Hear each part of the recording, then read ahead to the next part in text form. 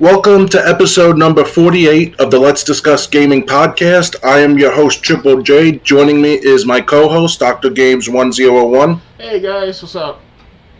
And I hope you enjoy the next 2 to 3 hours you spend as we go over the latest stories and news in gaming. Ready to jump in, Dr. Games? Indeed I am. All right, the first one. Let me, so people can see it if they want to follow along.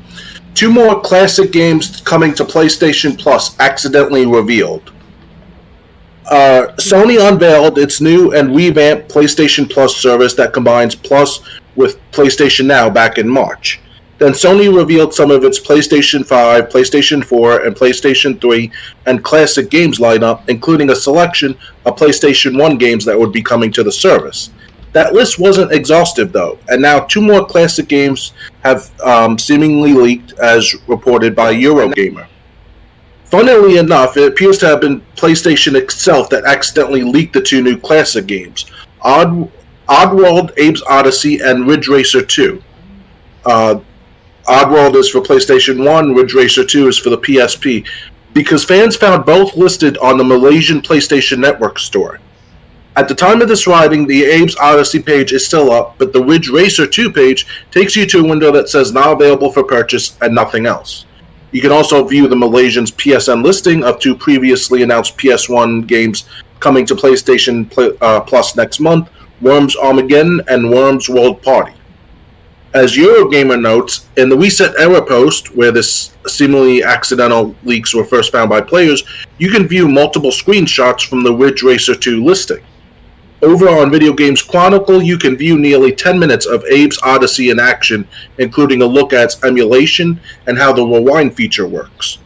While PlayStation has yet to officially confirm whether Abe's Odyssey and Ridge Racer 2 are coming to PlayStation Plus, it seems all but guaranteed. The Malaysian PlayStation Network page for Abe's Odyssey even shows PS1 emulation in the title. While waiting to see if these 2 games hit the revamped PlayStation Plus service here in the West, read Game Informer's breakdown of all the games announced so far, and then read about the 3 different tiers, determine which one is the best for you. Do these games make you more excited for the PlayStation service? To be honest with you, I haven't followed PlayStation in years now, as far as in a loyal customer sense. I do have my PS2. I bought at least 3 PS2s over my lifetime. And my 4th PS2 was my first ever PS2. That was with my uncle back during Christmas of 2001. One of the best Christmases, if not one of my best moments of my life. Having a PS2 ever with many different games like Metal Gear Solid, Thunderstrike, Operation Phoenix, as well as Crash Bandicoot, The Wrath of Cortex. But that's PS2, but now with PS5 and PS4, to be honest with you, they don't stand out to me. I can't remember which one that kind of stands out. But if you think of games like PS4, the remake of The Last of Us Part 1, those games I want to play sooner when I get my PS5 if it's going to be backwards compatible for a PS4. So I guess my true answer, or my defined answer, is I'm not sure yet. So see the trailers, see more of the gaming advertisements that they have to show, encourage you to watch more of it. What YouTube can do is also partner with the gaming companies to do that. They did back in 2016 to 18 of personalized advertisements where they'll play a trailer or a short advertisement of that game, and I could be like, oh, I'll play that game. We'll try it out. That because I don't see everything on Xbox in a certain manner. With everything, does have to go to the store and browse such. What PlayStation can do is amp up their gaming by advertising more. Only on PlayStation this, only on PlayStation that, and I'm like, okay, it's encouraging more and more to buy more of the PlayStation games. So, well, what I was really aiming at was, I know you never had a PSP, so obviously you wouldn't care about Ridge Racer 2. But did you ever play Oddworld, the Oddworld game, or for years? I heard of Oddworld for many years. I never got to get into it yet. Okay, and did you ever play either of the Worms games? Earthworm Jim? I'm not that. No, like Worms Armageddon and Worms World I never even heard of it until you mentioned it tonight. So it's kind of like, a surprise. I mean, you can tell that my focus on Xbox for almost 14, if not over 14 years now, is consuming over PS games. And, I did my best to try to keep up with seeing PS content, but, if I don't have the system, I'm not going to be able to see it properly. So. Right. Well, the thing is, I think I've played the Odyssey game just once, but I think that was the Xbox one.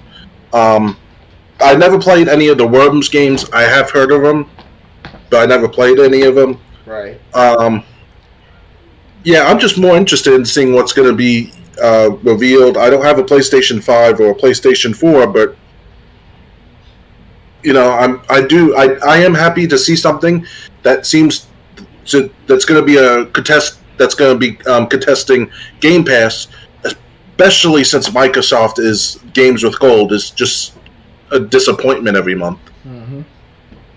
Yeah, especially the games with gold is definitely a big effect on how much you want to buy more of the Game Pass or the Ultimate Pass. Actually, it's either just buy the regular $9.99 a month Xbox Live Gold, and that's about it, and not the Game Pass, because it's actually the Game Pass you can buy separately too. So I would say stick with the Game Pass, but not with the Xbox games with gold.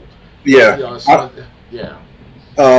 We got a story coming up at near the end, which because I might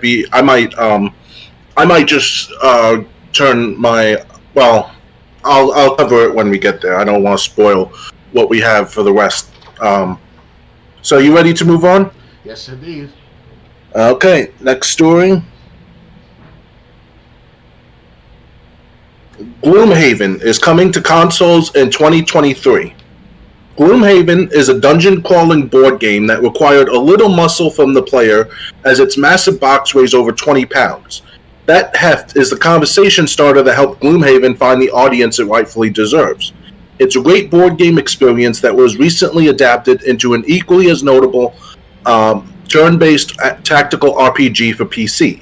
And now developer Flaming Fowl Studios and publisher Asmodee Digital have plans to release this digital version on consoles in 2023. Asmodee is working with Saber Games and Embracer Group on this console port. No specific systems are known at this time, but Asmodee's tweet announcing this project shows an image of an Xbox controller. The digital version of Gloomhaven offers a story campaign with nearly 100 missions that support four-player co-op. Dive into dungeons with your friends and strategize as you play cards tied to your mercenary. Asmodee just last week released new DLC for Gloomhaven called Jaws of the Lion. Game Informer's Matt Miller is a huge fan of Gloomhaven, raving about the board game in his monthly Top of the Table editorial. Quote, a centerpiece game for any dedicated player's collection. Gloomhaven is a sprawling cooperative dungeon crawler in a richly imagined and gritty fantasy world, playable across an interconnected campaign that takes many dozens of hours to complete, end quote, he wrote. Mixing the story-driven, fantasy-focused miniatures and progression-oriented play first popularized by North American RPGs with the minimization of luck players have come to expect from Euro-style games.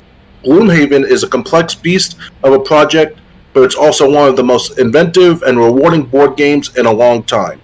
If you're willing to commit the significant time and energy it takes to uncover in beautiful charms.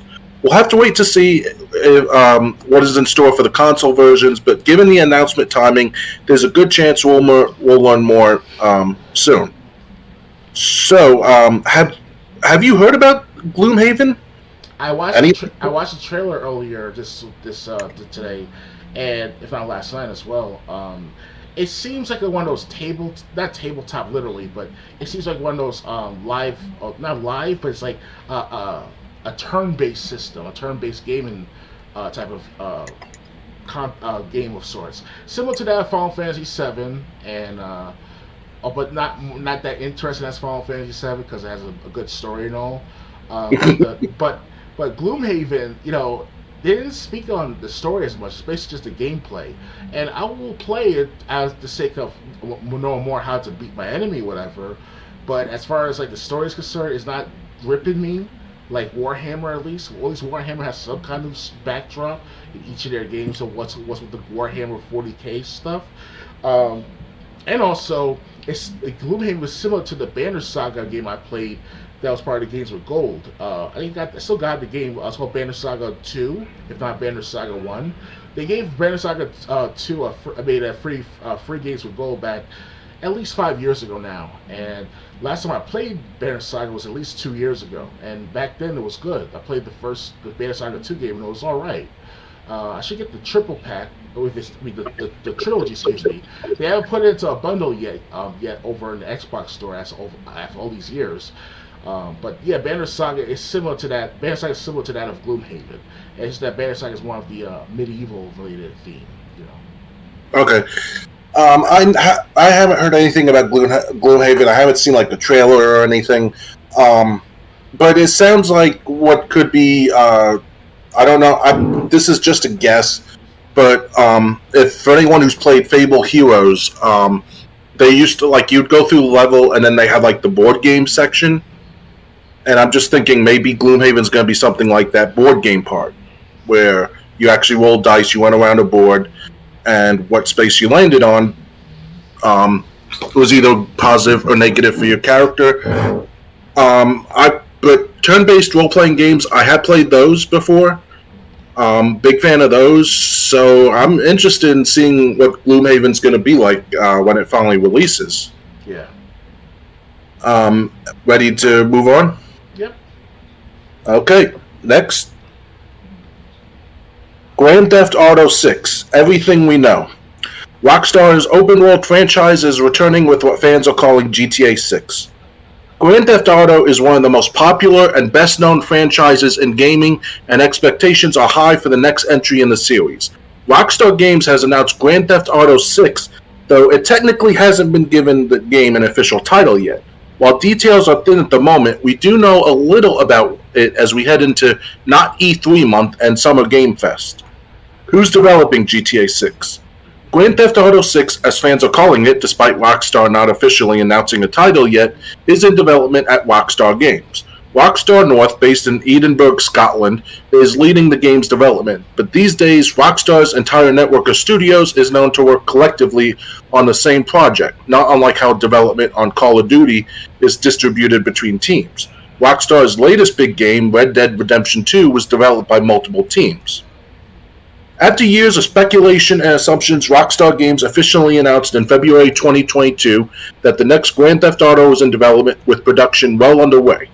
Whether or not the new game is called Grand Theft Auto 6 or something else remains to be seen.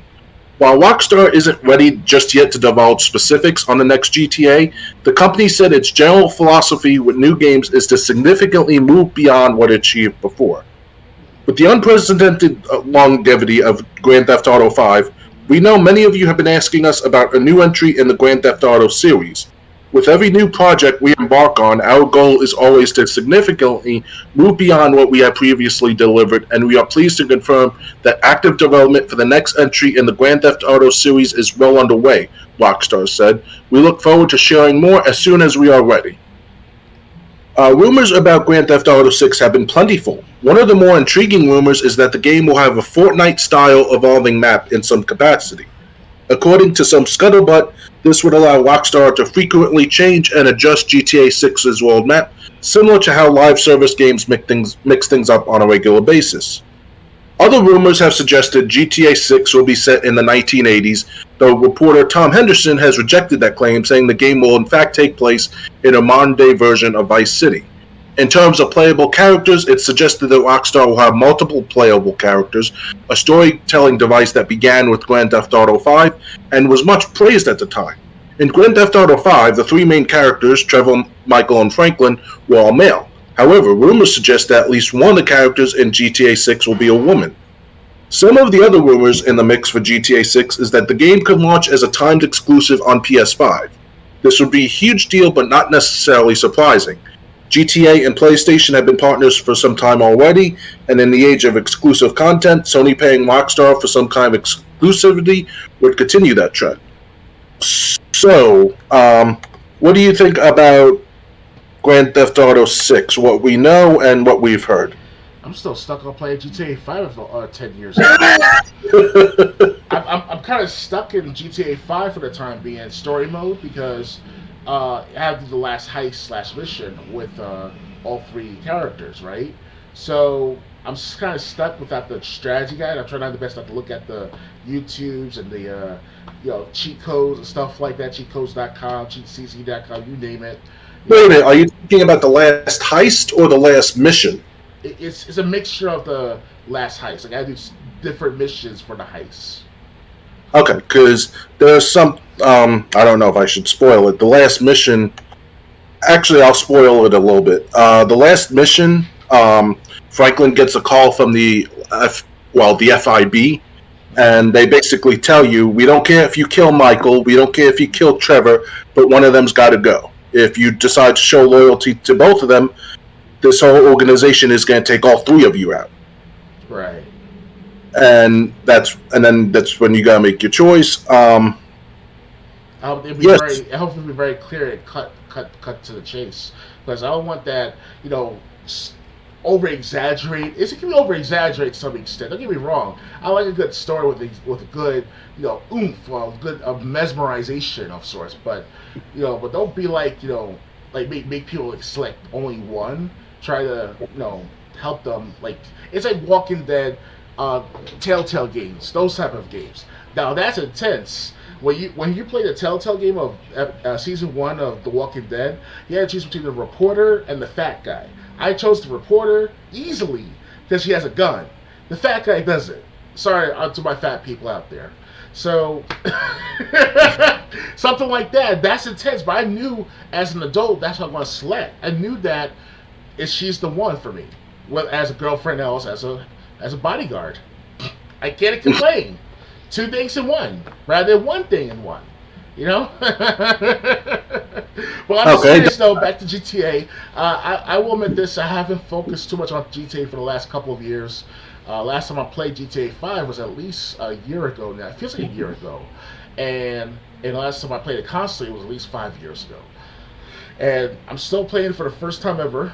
The first playthrough of GTA 5, so I'm trying to the story, the features. I haven't actually to do the biathlon, the triathlon, or the golf, the jet skis, the racing, and as well as GTA Online.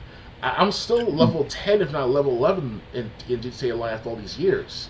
And don't forget the Strangers and Freaks missions. That too, Strangers and Freaks. I've been playing played a couple of those at least easily, but the GTA Online, I played that a sufficient amount of time. Not too much, but it was fun. Especially back during the Xbox 360 years. Because after when they converted to the Xbox One, then PS5, and so on and so forth, people were overabundance in good gaming content. And this was a good experience playing with at least 15 other people in the same game.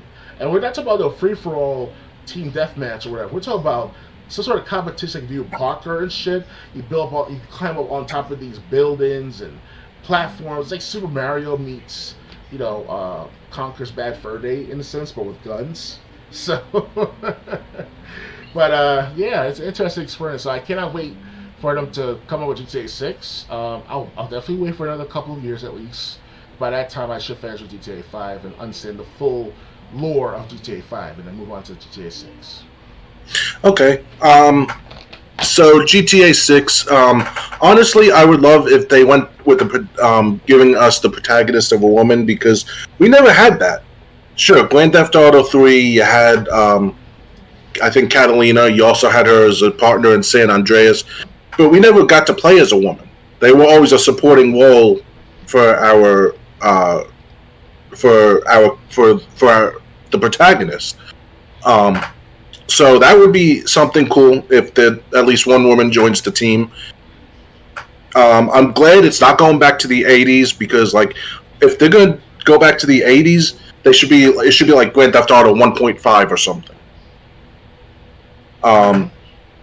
Because every Grand Theft Auto, basically 1, 2, 3, 4, 5, 6, it's always been modern day. Well, maybe not 1 or 2, but ever since Grand Theft Auto 3, every time they released one with just a number, it's always been modern day of when that game was released. Grand Theft Auto 3 took place in 2001.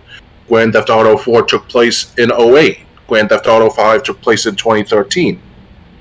So Grand Theft Auto 6, I would expect it to take place in the year it comes out. Mm-hmm. You want to do something where you go back in time, that's what Vice City and San Andreas was for. I think it would be great if they put a woman on the team, in a game in a gaming world where everything's been done. That's one thing Rockstar hasn't done in the Grand Theft Auto series yet. If I'm playing with someone badass like Catalina or Kendall, even from San Andreas, 4 and 5, there wasn't really any women in 5 that I wanted to play as. Right. And 4, I guess the only woman I remember is the one that turned on Miko and his cousin Roman at the I think near the end. Mm-hmm. I gotta play GTA 4 as well. I heard that's good stuff too. Yeah. Grand Theft Auto 6. It sounds great with what little we know. They squashed the rumor that it was going to go back in the past. And yeah, I really would love to see how many people we get to control and what characters they give us this time. Right.